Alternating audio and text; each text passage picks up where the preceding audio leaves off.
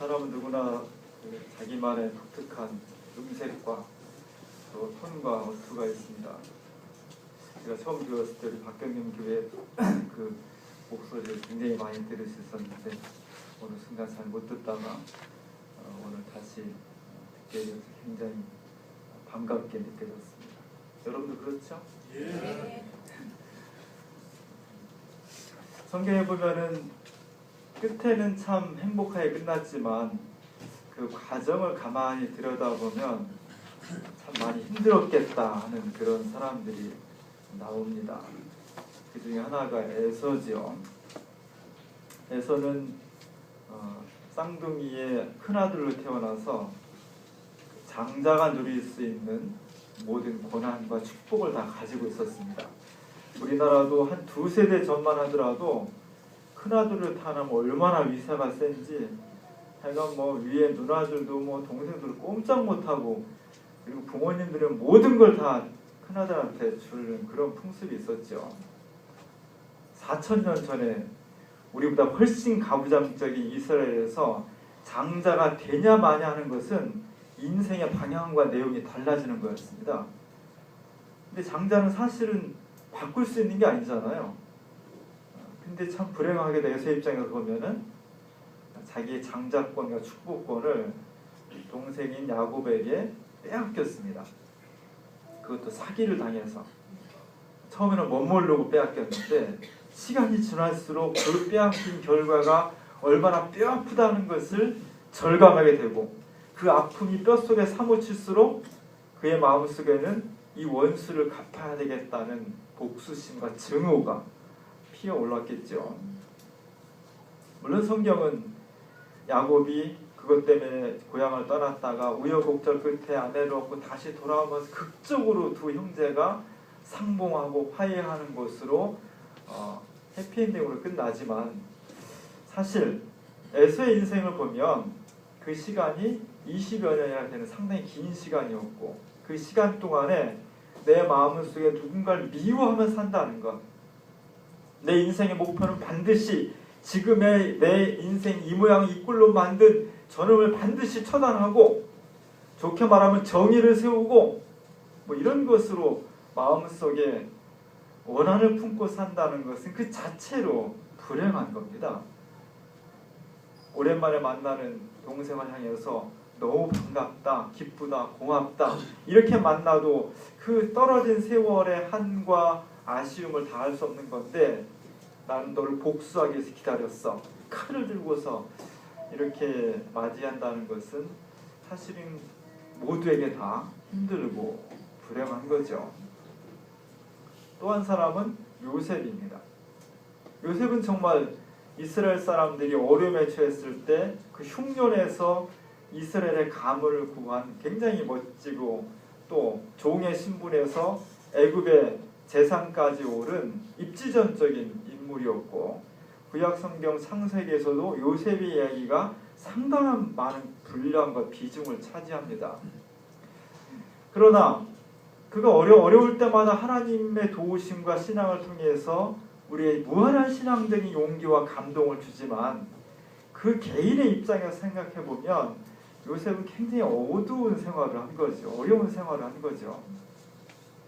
10살도 안 된 그런 꼬마 나이에 형들에 의해서 팔려갑니다.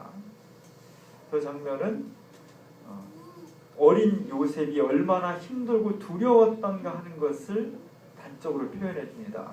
형들은 저 뒤에 멀찌감히 바라보고 있고 그를 산 에집트 상인들은 그의 옷깃을 끌고 가자고 합니다. 근데 이 요셉의 발 위치를 보면 애굽으로 향하지 않고 형들 쪽으로 향해 있죠. 그의 눈길은 더욱더 형들 있는 쪽을 간절히 바라보면서 나를 좀 구원해 주십시오. 난 가기 싫습니다. 이런 간절한 몸짓을 하고 있는 겁니다. 우리가 10살도 안 된 나이 한참 부모님의 사랑을 받았고 특별히 요셉은 11형제 중에서 부모의 사랑을 독차지했던 거죠. 부모의 사랑을 독차지하면서 정말 예쁘게 감동스럽게 커갔던 한 사람이 오늘 갑자기 부모를 떠나서 언어도 다르고 문화도 다르고 전혀 다른 나라로 팔려가게 된 겁니다. 그 신분이 종으로. 이때 당했을 어린 요셉이 가진 상처, 아픔, 고통, 외로움, 두려움 이런 것들이 느껴지는 거죠. 그리고 팔아먹은 형들은 어땠을까요? 야, 속 시원하다. 잘 팔아먹었다. 순간적으로는 그랬겠지만 두고두고 그의 마음속에는 열 형제의 형들의 마음속에는 죄책감이 들었겠죠. 근데 어쩌다가 사랑하는 동생을 팔아먹었지? 아직 철부지인데 잘하고 있을까? 종으로서 죽었으면 어떡하지? 그런 끝없는 후회와 아픔들이 몰려왔겠죠. 부모는 어땠을까요?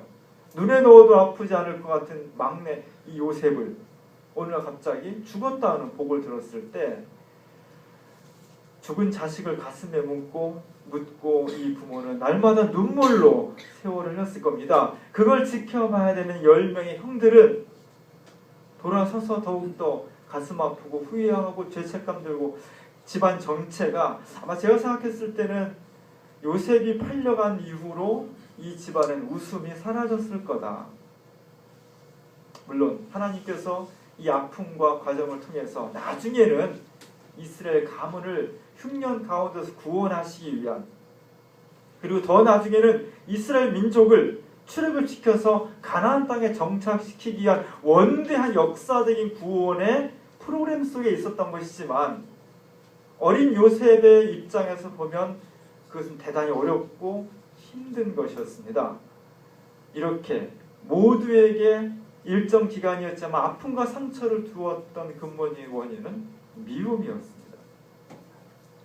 내 부모님은 쟤만 사랑하지, 왜 쟤만 칼라 옷을 입히고 우리한테 맨날 흑백 옷을 입히지, 왜 쟤한테만 맨날 나이키 사주고 나는 나이스를 사주지, 뭐 이런 이야기들이, 그 마음들 밉게 된 거죠. 그 미움이 한 개인의 삶뿐만 아니라 가정과 역사를 불행과 아픔으로 몰아넣은 것이었다는 것입니다. 우리가 요한 1서를 같이 읽었습니다. 요한 1서는 요한복음 저자와 같은 그룹에 속한 사람입니다. 요한복음의 저자가 요한 1서, 요한 2서, 3서의 저자라고도 얘기하는데 사실은 그렇지는 않은 것 같습니다. 너무 많은 시간의 차이가 나 있고, 근데 문체나 단어 쓰는 거, 사상, 신앙의 경향 이런 것을 살펴보면 똑같진 않지만 요한복음을 지었던 그 지도자와 같은 공동체에 속했던, 우리는 그것을 요한 공동체라고 말하는데 그 속했던 후대의 지도자가 쓴 그런 서신이 되겠습니다. 이 서신을 읽으면서 많은 사람들이 정말 우리 교회마다 이 서신 속에서 가르치는 내용들이 옳아, 신앙적으로 유익해, 정말 이것은 우리가 두고두고 우리 후손들에게 같이 읽혀야 될 내용이야, 이렇게 모두 공감했을 때 성경으로 들어온 거죠. 근데 오늘 이 요한복음 요한 1서의 공동체는 교회 안에 중요한 문제를 하나 부닥치고 있습니다.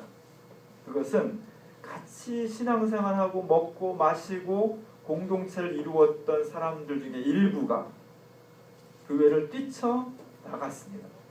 교회가 분열된 거죠. 교회가 크든 작든 분열된다는 것은 대단한 상처, 아픔이 있는 겁니다. 만약 이 중에서 우리가 한 60명 되는 교회 중에서 한 20명 정도가 딱 떨어져 나가서 저 옆 동네에다 교회를 새로 찾았다고 생각해봐요. 그 과정이 어느 날 우리는 독립하자 그런 것이 아니라 그렇게 될 때까지는 수많은 갈등과 오해와 감정의 기복과 이런 과정이 있는 것이거든요. 하다 안 돼서 그렇게 나가서 독립을 하는 거잖아요. 그 사이에 수많은 오해들이 있고 불편함들이 있는 겁니다. 또 나간 사람은 힘들고 남아있는 사람은 남아있는 사람도 또 흔들리게 되는 거죠. 그런 과정을 보면서 요한복음 공동체가 지도자가 교인들한테 편지를 보낸 것이 첫 번째 편지가 요한 1서가 되겠습니다. 여기서 요한 1서의 지도자는 그냥 평범한 교훈을 가르치는 것이 아니라 대단히 중요한 영적 투쟁을 하고 있는 겁니다. 그 상대는 영지주의라는 거였습니다. 영지주의는 그노스틱시즘이라고 하는데 신령한 지식을 가지고 있는 사람이 구원을 받는다는 겁니다. 이들의 주장에 의하면 세상은 딱 둘로 나눠져 있다는 거예요. 선과 악. 근데 이 세상은 육체, 세상 이런 건 다 악하다는 겁니다. 그래서 거룩한 그리스도, 신령한 그리스도가 이 땅에 부패한 육신을 입고 올 수가 없다는 거예요. 그럴 수가 없다는 겁니다. 그래서 그리스도는 잠깐 오신 것, 육체를 입은 것처럼 보였다는 거죠. 당연히 그리스도가 구원을 이루기 위해서 십자가를 짓다는 십자가의 구원의 은총도 없어지는 거죠.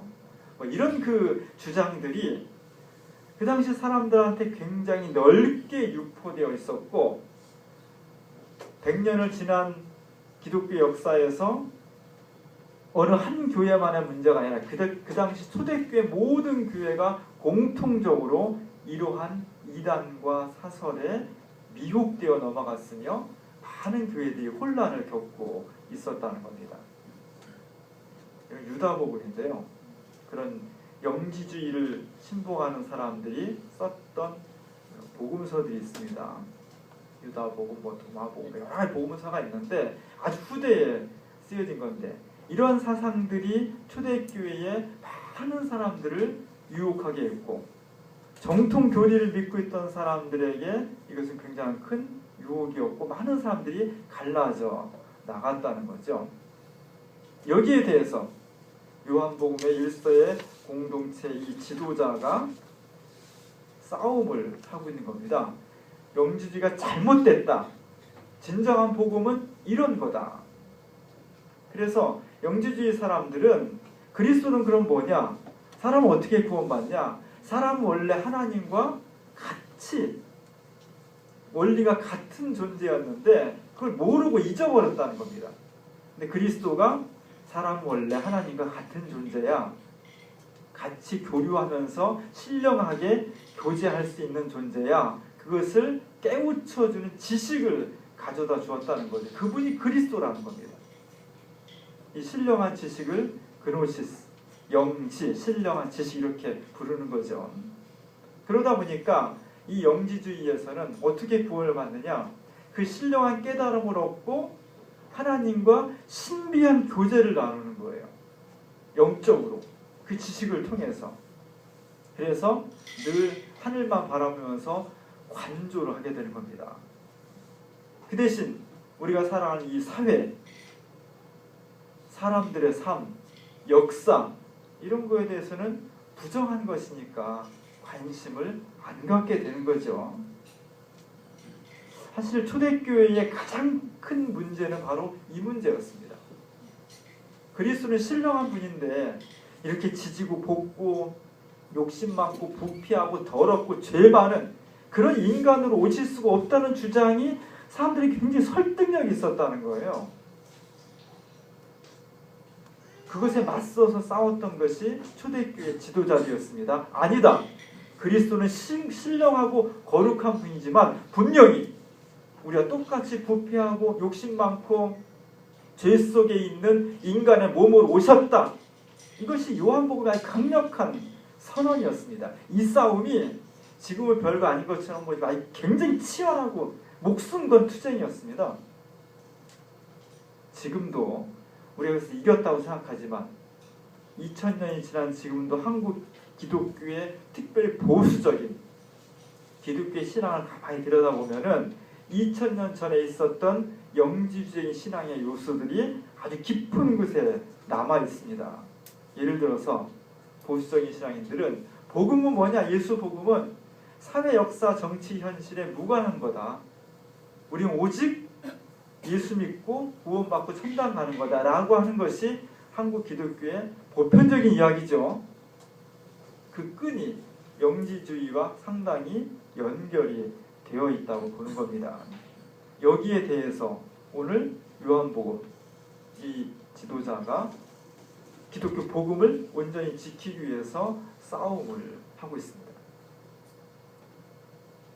그리스도를 믿는 사람은 빛에 있어야 되는데 그 빛에 있는 사람은 항상 이 세상의 신령한 교제를 하나님과 함께 하지만 구체적인 사람, 구체적인 아픔 현장을 무시하거나 외면하는 것이 아니라, 그가 단절된 것이 아니라 거기 깊숙이 개입되어 있고 연관되어 있고 책임져야 한다는 것, 그것이 그리스도의 참된 자세라고 하는 거죠. 영지주의 사람들은 세상을 무시하다 보니까 당장 살아가는 사람들의 아픔을 외면했습니다. 책임지지 않았습니다. 예수님께서 선한 사마리아 사람 비유를 드셨죠. 1890년도에 고흐가 선한 사마리아 사람을 그렸습니다. 저 뒤쪽으로 제사장과 레위인과 나는 하나님과 신령한 교제를 나누기 위해서 지금 죽어가는 사람에게 신경 쓸 여유가 없어. 내게 더 중요한 것은 지금 고난당하는 아픔당하는 사람이 아니라 하나님과의 교제야 라고 다 예루살렘에 향하고 있죠. 그러나 죄인으로 규정받았던 사마리아 사람은 그 아픔의 현장을 외면하지 않고 찾아가서 끌어안고 그를 치유해주고 구원해주고 생명을 주었다는 겁니다. 새로운 빛에 머무는 사람, 정말 그리스도를 알고 구원받은 사람은 현실에 매몰되지 않으면서 우리 형제 자매들이 당하는 현실의 고통을 끌어안고 같이 동참하며 책임적으로 그것을 구원하기 위해서 노력하는 삶, 이것이 바로 요한 1서가 제시하는 복음의 내용이었습니다. 그것은 새로운 것이 아니라는 겁니다. 왜냐하면 이미 100년 전에 예수님께서 입이 닳도록 말씀하신 거죠. 그렇기 때문에 요한 공동체 사람들 여러분들이 옛날부터 듣던 이야기입니다. 그런데 동시에 또 새로운 복음입니다. 왜냐하면 그것은 예수 그리스도의 부활과 십자가와 부활을 통해서 새롭게 우리에게 제시된 2000년 기독교 역사와 그 이전의 유대교 역사 속에서 보면 새롭게 제시된 구원의 방식이기 때문에 이것은 옛것이면서 동시에 새로운 언약입니다. 이런 이야기를 하고 있습니다. 증오는 남을 미워하는 것과 함께 현실의 고난과 아픔을 외면하는 것, 무관심하는 것, 그것에 개입하지 않는 것, 무책임한 것, 이것이 증오와 같다. 이것은 어둠 속에 사는 사람의 삶이다. 그리스도의 빛된 복음에 살지 못하는 사람이다. 그것이 결론입니다. 올해는 한국 전쟁이 발발한 지 63주년을 맞이하죠. 내일 모레면 6.25 63주년입니다. 저 어렸을 때 6.25만 되면 맨날 그런 노래 불렀죠. 아 이주야 어찌 우리 그날을 뭐 수대에 뭐 이렇게 막 완전히 다시 한번 전의를 불태워서 당장 총을 들고 칼을 들고 전장으로 뛰쳐나가야 직성이 풀릴 것 같은 그런 마음을 자극하는 그런 노래들을 어렸을 때 많이 불렀습니다. 한국전쟁은 참 처참한 전쟁이었습니다. 저는 뭐 전쟁을 경험하지 않았지만 수많은 사람이 죽어나갔죠. 교회 나가다가 문 밖에 한 사람만 죽어나가져 있어도 아마 소리 지르고 난리가 났을 겁니다. 저렇게 많은 사람이 아무렇지도 않게 사람의 시신이 저렇게 땅바닥에 굴러다녀도 너무 많은 사람이 죽으니까 처리할 수도 없고 신고도 할 수도 없고 어떻게 할 수 없는 그런 상황, 그것이 전쟁의 모습이었습니다. 우리에게 전쟁은 참혹한 것이 없고 수많은 사람이 죽어나갔습니다. 북한 사람들에게 전쟁은 어땠을까요? 그들에게 전쟁은 신나고 즐거운 것이었을까요? 마찬가지였을 겁니다. 우리랑 똑같이. 제가 지난번에 말씀드렸죠. 평양에 갔을 때 어떤 사람이 안내원 얘기하는 거, 평양 시내에 40만 인구가 살았는데 40만 톤 이상의 폭탄이 투여됐다는 겁니다. 평양 폭격하는 장면이 있습니다. 평양 시내에 그 비행기에서 폭격하는 장면이 있습니다. 무지무지하게 많은 폭탄이 떨어졌습니다. 평양 폭격하는 것. 비행기에서 찍은 사진인데요. 논과 밭만 빼놓고 모든 건물에 폭탄을 투여했습니다. 여러분 수류탄 하나가 주먹만 하잖아요. 그걸로 여러 사람이 죽습니다. 이거 몇백 그램 정도 되겠죠. 근데 평양에 투하된 폭탄이 한 사람당 1톤이니까 그냥 산술적으로 계산하면 1톤이니까 1000kg의 폭탄이 투여된 겁니다. 산술적으로 따지면. 유명한 말이 있습니다. 미국 폭격기 조종사가 폭탄을 완전히 다 떨어뜨리고 본부에다가 무전을 칩니다. 더 이상 타겟이 없습니다.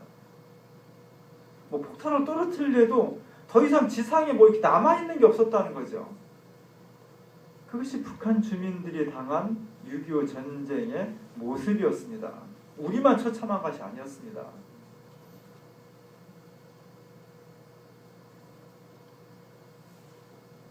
한국전쟁 60주년을 맞이해서 영화 한 편 개봉됐습니다. 작은 연못이라는 영화입니다. 2010년도에 충북 영동 지역에 노건이라는 곳이 있었는데 그 평범한 작은 마을에 6.25 전쟁 때 미군들이 들어가지고 작전을 한다고 사람들 다 밖으로 떠나라고 해서 주민들이 보따리 쓰고 다 떠납니다. 근데 그릇 된 정보가 하나 들어왔는데 저 피난 가는 주민들 속에 인민군이 위장해서 숨어있다는 첩보를 듣고 이게 잘못된 정보인데 미군 비행기가 무차별 사격을 가하게 되고 300명의 주민이 학살을 당하게 되죠. 저 철로 위에 부모는 나다빠져 있고 저 조그만 아이가 어떻게 됐을까 온전히.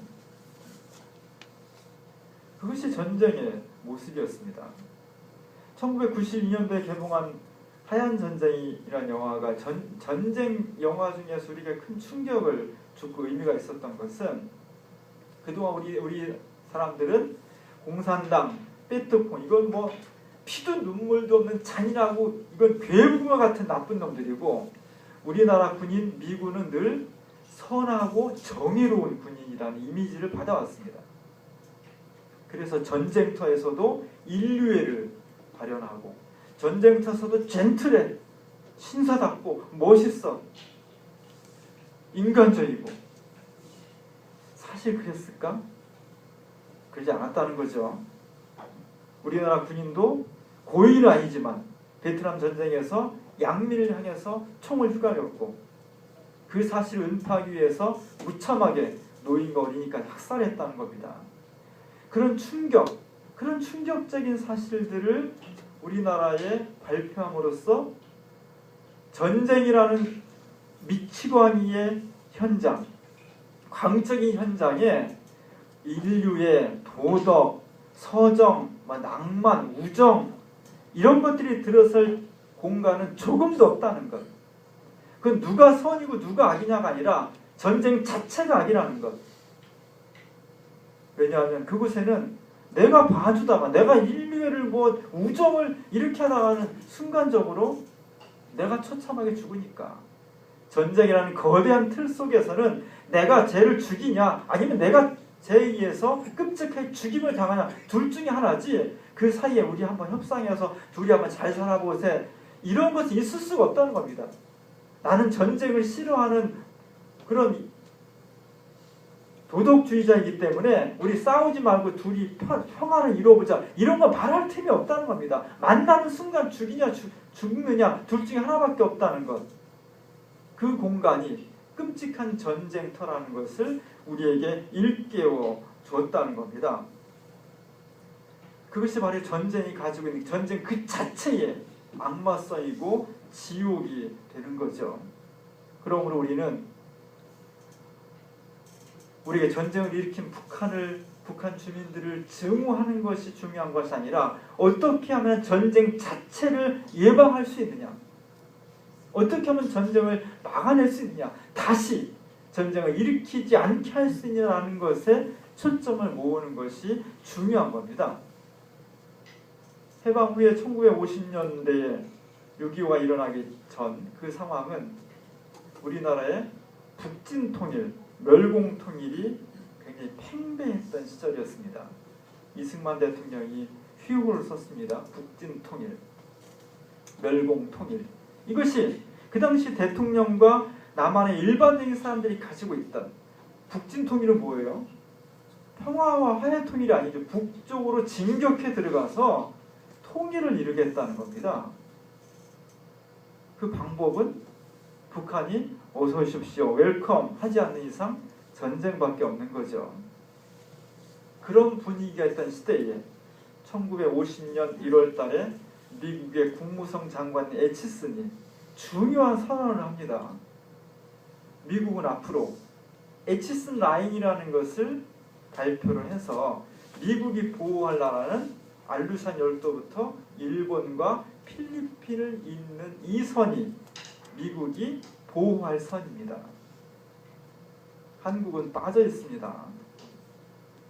그 당시는 냉전이 첨예하던 시대고 공산주의와 자본주의가 어디든지 맞붙어 싸움을 하려고 아주 전의를 불태우던 시대에 미국에서 한국은 전쟁이 일어나서 우리가 보호하지 않겠다는 선언을 한 겁니다. 그 얘기를 듣고 전쟁을 일으킨 놈들도 잘못이지만 그것이 북한 공산군에게는 우리가 전쟁을 해도 미국이 이 전쟁에 간섭하지 않겠다라는 메시지를 읽을 수밖에 없는 거죠. 그래서 일부에서는 한국전쟁은 강대국들에 의해서 유도된 전쟁이라는 이야기가 나오는 겁니다. 실제 그런지는 모르겠습니다. 결과적으로 한국전쟁을 통해서 강대국 미국은 2차 대전 때 쓰고 남은 엄청난 군수품을 다 소비했습니다. 그리고 다시 미국 내에 있는 군수산업이 화랑기를 맞게 됐고 그것을 통해서 미국 경제가 더 부흥했겠죠. 2차 대전을 통해서 패전국으로서 완전히 망했던 일본은 한국전쟁을 통해서 세계 경제 톱 클래스로 들어갈 수 있는 경제적 발판을 마련하게 되었습니다. 결과적으로 한국전쟁은 주변의 강대국들에게는 새로운 경제와 자기네의 힘을 과시하고 문제를 해결하는 통로가 되었고 전쟁 초토가 되었던 북한과 남한은 완전히 초토화가 되었습니다. 우리만 쑥대밭이 되었고 우리 주변의 나라들은 덕을 본 겁니다. 이것이 우연일까? 계획된 것일까? 이런 논쟁이 있는 거죠. 지난주에 박근혜 대통령이 무지무지하게 화를 냈습니다. 17일자 신문에. 우리나라 고등학생들 설문조사를 해보니까 거의 70%에 가까운 학생들이 6.25를 북침이라고 생각하고 있다는 설문조사가 발표됐습니다. 서울신문에서. 그러면서 이것은 다 역사의식이 없는 그릇된 교사들의 교육의 문제다라고 무지무지하게 화를 냈죠. 옛날에는 북침 남침 얘기를 많이 듣다가 저도 요즘 한동안은 북침 남침 얘기 잘 못 들었거든요. 근데 어느 날 갑자기 전화 가지고 6.25는 북침입니까 남침입니까 물어보면 순간적으로 헷갈릴 것 같아요. 북침이라는 용어가 북한이 침략을 했다는 건지 북한을 침략을 했다는 건지 남침이라는 용어가 남한이 침략을 했다는 건지 남한이 침략을 당했다는 건지 잘 헷갈리는 거예요. 우리는 북침남 용어를 많이 들어왔는데도 한동안 안 듣다 갑자기 들으면 헷갈리는 거거든요. 요즘 중고등학생들 한문 교육을 잘 받지 않습니다.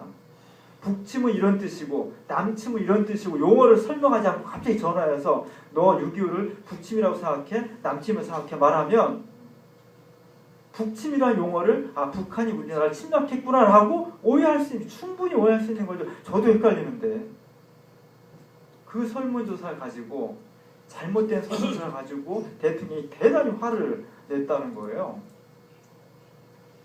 아직도 우리는 정당한 의식과 정말 전쟁의 기운을 어떻게든 화해의 기운으로 만들려고 노력하기보다는 어떻게든 빌미를 잡아서 자꾸만 대결을 조장하고 전쟁으로 가려고 하는 마음들이 있는 것이 아닌가 해서 굉장히 씁쓸한 생각을 하게 되었습니다. 오늘 우리는 평화를 만들고 어려운 형제들을 증오하는 데 갇혀있다면 우리는 어둠에 있는 사람들이라는 겁니다. 그것을 극복해서 사랑하고 증오를 평화와 화해와 용서로 어떻게든 넘어가려고 하는 것, 전환시키려고 하는 그것이 바로 빛에 머무는 그리스도인들의 삶이라는 겁니다. 제가 가까이 만나는 그 어르신 그 교수님 중에 서강선 박사님이라는 분이 있습니다. 서강선 박사님은 이화여대 명예교수인데요. 이분은 저희가 기독교 역사와 한국 통일운동에서 1988년도에 기독교에서 만들었던 88선언이라는 것이 있습니다. 88년도면은 전두환 독재가 끝나고 노태우 독재로 이어진 초창기였기 때문에 민주, 인권, 통일 이런 거 말하기가 상당히 어려운 시대입니다. 그때 한국 기독교의 유수한 신학자들이 모여서 앞으로 한반도가 통일되려면 어떻게 될 것이냐는 것을 정말 안기불만 피해 다니면서 1년 반인가 고생해서 만들어 온 문서입니다. 민간 종교 시민단체 쪽에서 처음으로 나온 종합적인 한반도 평화 통일 계획서입니다. 이것이 얼마나 잘된 문서인지 세계적으로 찬양을 받았고 91년도인가 노태우 정부에서 남북 기본 합의사의 중심 뼈대가 기독교에서 만든 88선언에서 나왔습니다. 그것을 만든 주역 중에 한 분이십니다. 그 88선언의 첫 번째 부분에서 한반도의 분단과 전쟁은 남북한에 있는 모든 사람들, 모든 그리스도인들이 다 우리의 죄라고 고백합니다. 이렇게 죄책 고백을 먼저 하고 있습니다. 누가 먼저 전쟁을 일으켰냐, 누가 더 나쁜 놈이냐, 이걸 따지기 전에 오늘 한반도가 분단되어 있고 전쟁의 그 끔찍한 상처 아픔을 간직하고 우리가 이렇게 살아가는 것은 모든 그리스도인들이 제 역할을 하지 못했기 때문이다라는 죄책 고백을 먼저 하고 있습니다. 죄입니다 하는 고백이죠. 근데 이분은 어떤 분이냐, 원래 평양 분이거든요. 아버님이 목사님이었습니다. 근데 일제시대 때 독립운동을 하면서 목회를 하다가 하도 핍박이 심하니까 만주로 도망갔다가 해방이 돼서 다시 평양으로 돌아왔습니다. 돌아오고 나니까 평양은 공산당이 또 지배를 하면서 기독교를 핍박하는 거예요. 이 성화수 목사의 아버님 목사님이 그 핍박 가운데서 굴하지 않고 공산주의의 독재와 공산주의의 비종교성을 비판하면서 열심히 예수 그리스도의 복음을 증거하다가 1950년 10월 달에 대동강변에서 수많은 총알을 맞고 총살을 당해서 대동강에 버려집니다. 이분이 어렸을 때 그 대동강변에 가서 몸에 수없이 총탄난 아버지 물에 빠진 시신을 끌어내신 분입니다. 그리고 남한으로 와서 유학하고 이제 신학자가 되셨는데 그런 말씀을 가끔 하실 때마다 울컥울컥 하셔요. 생각을 해보세요. 여러분이 부모님이 총탄에 맞아서 여러분의 총알을 맞고 물에 빠져 시체가 빠쳐져 있는 것을 그걸 꺼내가지고 했을 때 그 속에 끓어오르는 분노, 고통, 슬픔, 평생 이런 것들은 씻을 수가 없는 거죠. 그럼에도 불구하고 자기가 생각할 때 북한의 공산당은 북한은 생각만 해도 막 치를 떨고 원수 같은 것인데 그것만 가지고는 우리가 안고 있는 이 분단의 아픔과 통일의 문제를 해결할 수 없다는 것. 그것을 넘어서서 우리가 그들을 용서하고 화해하고 그 형제들의 아픔과 고난을 사랑으로 대할 수 있을 때 그것이야말로 진정한 사랑의 평화와 통일에 임할 수 있다는 것. 그것이야말로 진정한 그리스도인의 빛에 머무는 삶이라는 것. 그런 것을 쭉 써가지고 그 책으로 하나 냈습니다. 대동강 건너 요단강을 바라보다. 평양을 탈출했지만 아직은 민족 통일에까지 이르지 못했다는, 요단강을 건너지는 못했다는 그런 그 자녀들이 문집을 만들어서 아버님께 헌정했습니다. 대단히 아픈 상처죠. 근데 이런 경우가 딱 저분 한 분뿐이었을까요? 우리 남한의 수많은 사람들이 저와 유사한 부모님과 가족과 친척이 억울하게 죽임당한 사람이 얼마나 많았겠습니까? 그런 사건이 남한 사람들에게만 있었을까요? 북한 사람들은 없었을까? 북한에 진격한 우리 군인과 미군 이 사람들은 그런 걸 안 했을까? 남북한의 공이 이런 아픔과 상처가 다 있는 겁니다. 문제는 이것을 어떻게 그리스도의 복음으로 치유하며 이 증오와 어둠 속에 갇혀있지 않고 그 어둠에서 벗어나 사랑과 평화의 빛으로 우리 스스로 구원해낼 수 있느냐? 어떻게 기독교가 이러한 증오와 원한 속에 묻혀있는 이 한반도의 7천만 결의의 미움의 정서를 어떻게 다시 평화와 용서와 화해의 정서로 전환시킬 수 있느냐? 거기에 우리 기독교 어떻게 기여할 거냐? 그것이 과제인 겁니다. 오늘 요한일서는 그 이야기를 하고 있습니다. 우리가 정말 그리스도인이라면 영지주의처럼 세상이 어떻게 돌아가든 나는 하나님과 거룩하게 영적으로 교제하는 것으로 구원받아, 이것도 이단이고, 그런 사람은 영원히 어둠 속에 갇혀있는 사람들이고, 우리가 정말 그리스도의 복음과 빛에 사는 사람들이라면 아직도 미움의 어둠 속에 갇혀있는 사람들, 증오와 아픔 속에서 헤어나오지 못하는 이 시대와 역사를 그리스도의 복음으로 비추며 다시 화해와 상생과 평화로서 전환시켜 나가는 역할을 할 때 진정 우리는 살아있는 그리스도인, 기독교 공동체가 될 수 있다는 겁니다. 생각하기도 싫은 6.25 전쟁 63주년을 맞이합니다.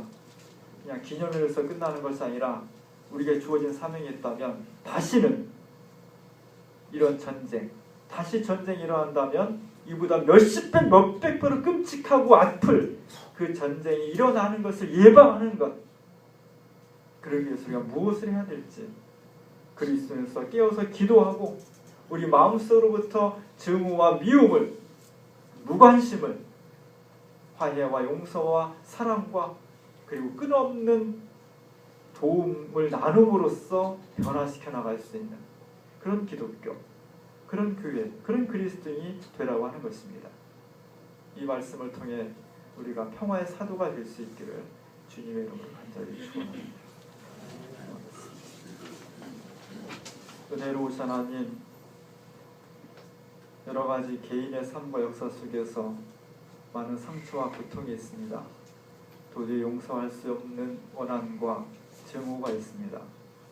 하나님, 우리가 그래도 거기에 머물러 있다면 우리는 아직도 예수 그리스도의 십자가와 부활의 은총을 모르는 어둠 속에 있는 사람과 같습니다.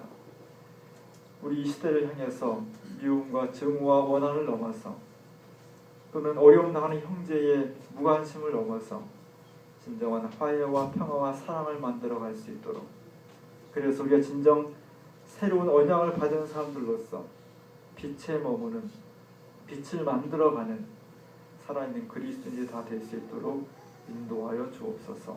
예수님의 이름으로 기도합니다.